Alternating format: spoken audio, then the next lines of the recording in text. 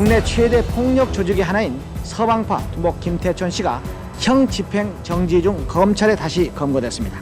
대한민국에서 당도 깡패 김태천이라고 이 언론이 만들어서 김태천이 큰 영웅 깡패나 장급장 해놨잖아요.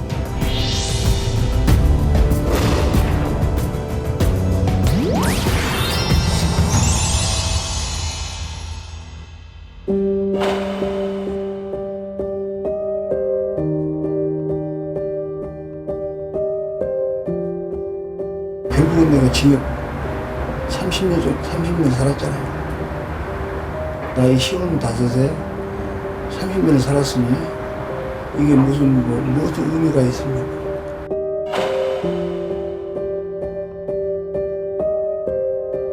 그가 악명 높은 폭력 조직으로 기억되는 서방파를 결성한 건 그의 나이 20대 후반 무렵. 부친께서는 갖가지 사업을 하셨지만 시작한 사업마다 모두 망하셨고 노상에서 품팔이를 시작하셨다. 어렸을 때 굴 닦기도 해보고 또 친구팔이도 해보고 아이스케이크 옛날에 배우다는 장사도 해보고 그러다가 결국은 이제 청소년이 되게 됐으니까 탈선한 거죠. 지금은 번화한 도시가 되어 있는 그의 고향 서방파라는 명칭은 바로 이곳에서부터 시작되었던 것입니다. 김 씨가 폭력계의 강자로 군림하게 된 것은 신민당 사건에 개입하면서부터였습니다. 신민당의 당대표 선거를 앞두고 수백 명의 청년 당원들이 벌인 난투극으로 유명한 사건. 대외적으로 이철성 씨하고 김영삼 씨하고 주도권 싸움이었고, 그리고 이제 주먹쟁이들을 소위 돈으로 산 거예요.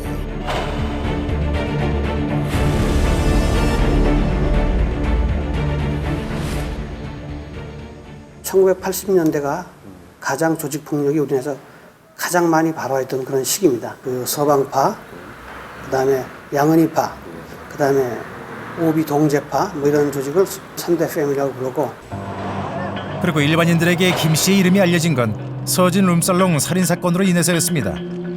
서진 룸사롱 살인사건은 1960년대 이후 우리나라 폭력 조직이 저지른 그 살인사건 중 가장 큰 사건입니다. 현장에서 4명이 죽었고. 서진 룸사롱 사건 터지는 바람에 서울 폭력배끼리 어떠한 알력이 있었다는 걸.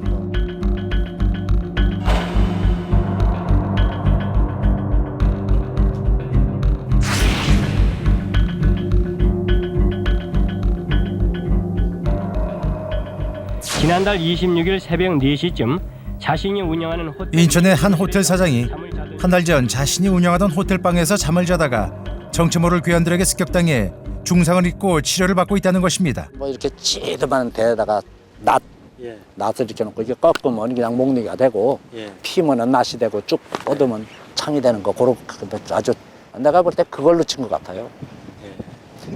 그래가지고 하닉스와 하반신을 못 쓸 정도로 다 부시잖아요. 확 차고 들어온 바람에 제각에 힘이 없던 게 뒤로 떨어졌죠. 뒤로 떨어진 바람에 그냥 낫으로. 그런데 범인의 정체를 알 수 없어 수사가 어려움을 겪고 있을 무렵 서진 룸사롱 사건이 터지면서 조직폭력 단체들의 실상이 밝혀졌고 그 와중에 김 씨의 정체가 세상에 공개되자 황 사장은 그제서야 자신을 공격한 것이 김 씨의 행동대원들이었으며 김 씨가 범행을 지시한 건 또 다른 배우 인물의 청구 때문이었다는 주장을 하기 시작했던 것입니다. 대처를 잘 아는 검사가 하나 있었어. 검사가 이제 황 사장한테 돈을 몇천만 원을 사채를 빌려주는 거 아니야. 어? 근데 자기를 빌려고 갚질 않았대. 황희선한테 돈을 좀 받아와라. 대처를 시킨 거야. 검사가요? 김 씨는 수배된 지 2주 만에 돌연 자수를 했던 것입니다. 경찰서 제 발로 걸어 들어오고 하겠습니다. 수사의 초점은 김 씨가 정말 현직 검사의 청부로 범행을 저질렀느냐 하는 것으로 모아졌습니다. 그러나 김 씨는 황 사장의 주장은 박 검사를 모함하기 위한 것이라며 강하게 부인했습니다.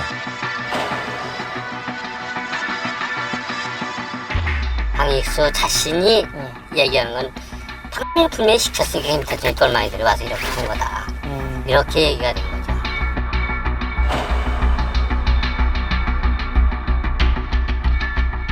그러나 아무도 그의 주장을 믿어주지 않았고 오히려 그로 인해 공격을 당했다는 것입니다. 대검찰청에서 행정 앞으로 내가 정책을 내고 예방 차원에서 이래서 단속을 해달라고 했는데 그걸 받아줬으면은 나도 무사했고 다 무사했을 것 아닙니까? 사건이 터지거든요. 피가 나고 이제 그런 일일 사태가 나니까 이제 그때 다 조사를 작성한 것 아닙니까? 그러나 당시 김 씨는 자신의 범행은 단지 존경하는 법조인의 어려움을 해결하기 위한 자발적인 행동이었을 뿐이라고 진술했습니다. 자기를 이렇게 잘 봐주고 있는 검사한테 배신을 했다 해가지고 그 약간 과잉 중성이라는 취지는 그런 얘기입니다. 내가 이렇게 잘 모시고 있는 검사님한테 그럴 수 있냐?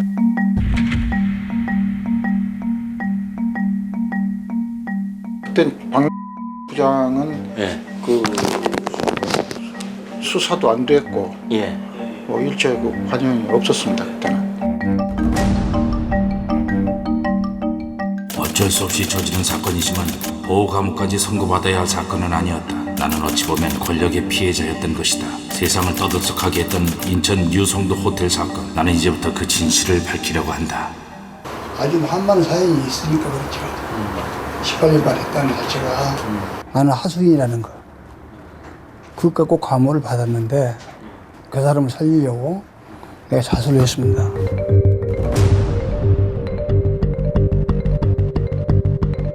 밝고 정의로운 사회건설에 기여하고자 우선 불량배의 일체 근거에 착수했습니다. 권력형 부조리의 척결과 공무원 숙정에 이어 발표된 각종 사회학 일소 특별 조치로 검거된 사람은 전국적으로 4만에. 김 씨가 수감된 지 5년째 되던 1985년 가을, 그가 있던 대전교도소에 한 명의 중년 신사가 김 씨를 면회옵니다. 그는 당시 현직 부장검사였던 박모 씨. 그 같은 경우는 현직 부장검사가 그 특별면에 오는데 고맙잖아요. 우리는 그 조직 보수인데 무슨 일 있으면 그 보호를 해야지 이런 생각이 있어요. 내가 지금 보니까 면회 온 것도 다 목적이 있을 거라고. 고마운 마음에 김 씨는 출소 후 박 검사를 찾아갔습니다. 그때부터 두 사람은 본격적으로 친분을 쌓으며 매일같이 만남을 갖게 되었다는 것입니다.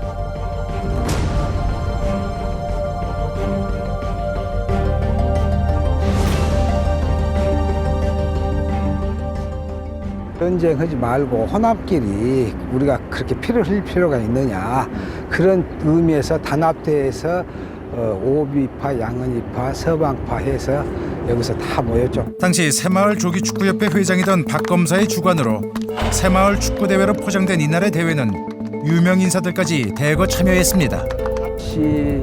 또 내가 우선 알 수 있는 사람은 박 씨, 그리고 연예인들이 많이 왔죠. 뭐 정치인들도 몇 명 왔고.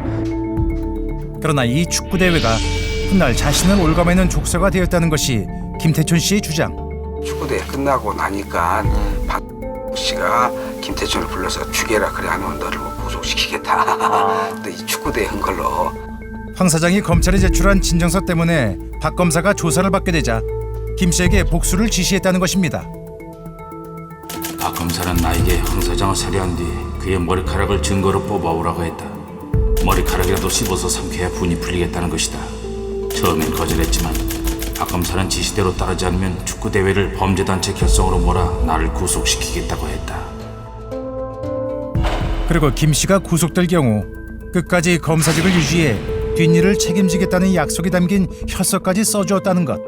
지금 국민들이 99%가 없다고 내가 거짓말이라고 인정하거든요. 과연 부장검사가 사람을 죽이라고 시켰겠는가? 거짓말해서 검사를 물고 들어간 것이 아니겠느냐.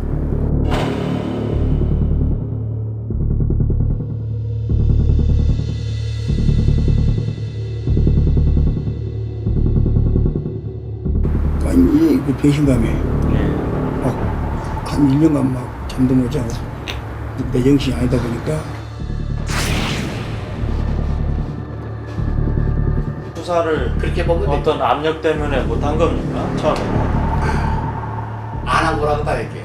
안 한 거예요. 근데 뭐 그건 정치적 차원이니까 내가 얘기할 기회가 아니고.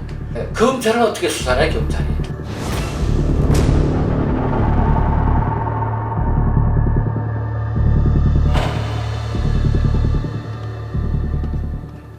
변호 사무실을 해서 법원 앞에서 개업을 하고 계시던데, 김태촌 씨의 누이 되는 분을 이제 같이 대동해서 갔더니 당신이 변호사 아닙니까? 라고 했더니 그때 이제 아주 황급히 놀래가지고 자기 방으로 들어가면서 다 우리를 이제 나가라고 몰아내고. 김 씨가 전당대회 때마다 부하들을 동원해 보디가드 역할을 해주었다고 밝힌 전 국회의원 유 씨. 나는 어떠한 권력의 힘이 필요할 때마다 유 의원님께 부탁드려 해결하곤 했었다. 50 실세들을 주무르고 계신 파워였다. 어느 날이었다. 공항에서 우연히 만난 김 의원은 내게 용돈이 부족하다고 말씀하셨다. 나는 뒷주머니에서 지갑을 꺼내드리며 필요한 만큼 가져가시라고 했다. 또 김태촌 씨의 어떤 지적 능력이라든지 또 기술된 구성들을 보게 될 때에 없었던 일을 만들어낸다든지 또는 전혀 사실이 아닌 것을 사실처럼 꾸미기 위해서 아주 다양한 거짓말들을 늘어놓는다든지 이런 모습은 발견할 수가 없었습니다. 즉 등장인물과의 관계에 대해서는 다소 주관적이지만 그가 쓰고 있는 사건이나 관련 인물에 대한 내용은 어느 정도 사실과 가깝다는 것입니다.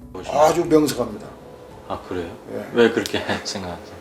제가 그 범죄 내용이랄지 그 배경이랄지 이런 것을 설명할 때 한 번에 끝나지 않고 또 물어보고 자꾸 물어보거든요. 예. 그러면 한결같아요. 진술이. 그게 자꾸 틀려지는 것이 정상인데 안 틀려. 한편 김 씨가 90년도에 재검거될 당시 그의 수첩 속에는 수많은 유명인사와 지도층의 명단이 있었다고 합니다. 정관계 심지어 일부 검사들 이름까지도 전화번호가 기재돼 있거든요. 폭넓은 인맥 유착 관계가 있구나 하는 것을 뭐 감지할 충분한 자료가 되는 것이죠. 마치 악어와 악어새 같은 공생관계를 유지했지만 그 결과로 얻은 것은 수십 년의 수감생활과 병든 몸뿐입니다. 나에 대한 과거와 현재 이 비천한 모습을 보여주면서 너희들은 이렇게 되지 말아라. 조직폭력이나 이게 우일이고 뭐이고 이게 소설에서 나온 거지 정말 불행하고 가장 나쁘게 된 것이 조직폭력이다.